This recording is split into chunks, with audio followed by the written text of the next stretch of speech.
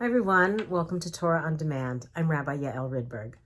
The book of Shemot of Exodus begins this week with the well-known story of the birth and early youth of Moses against the backdrop of the encroaching enslavement of the Israelites in Egypt. From the beginning, Moshe is destined for greatness, even while from moment to moment he acts more out of conviction than expectation. One of the most telling moments from his life comes when he and his wife Tzipporah welcome a son.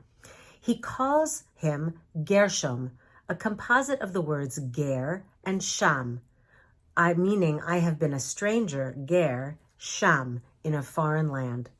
While the plain meaning of this name is clear, the subtle meaning of the name points to the way Moses may have seen himself as a stranger, perhaps not only in this land, but to himself. Moses was born, of course, to a Hebrew family, grew up in the palace of Pharaoh, but lived his two identities simultaneously, as evidenced by his reaction to the Egyptian beating the Israelite, as well as his intervention between two Israelites who were fighting. Against a backdrop of slavery and oppression in both situations, Moses responds to the injustice in both. When the Torah imagines that God appears to Moses at the burning bush and declares that Moses is to redeem the people, Moses asks only one question, Mi anochi? Who am I?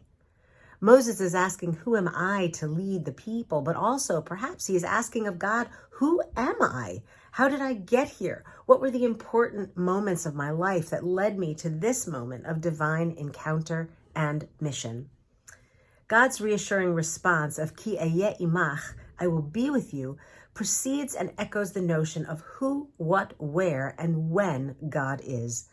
God says, Eheyeh asher eheyeh, which could also be understood as I too am in the process of becoming myself. So have faith, says God, that although you may not be able to imagine who you will become, I will be with you no matter what. It's a poignant understanding of Exodus theology on the whole, the idea that the unfolding divinity and the human-divine encounter is evolving. It is not a fixed experience, but rather one that is always in the process of becoming. Moses' divine call led him from the narrow place of being a stranger to an expansive view of becoming himself.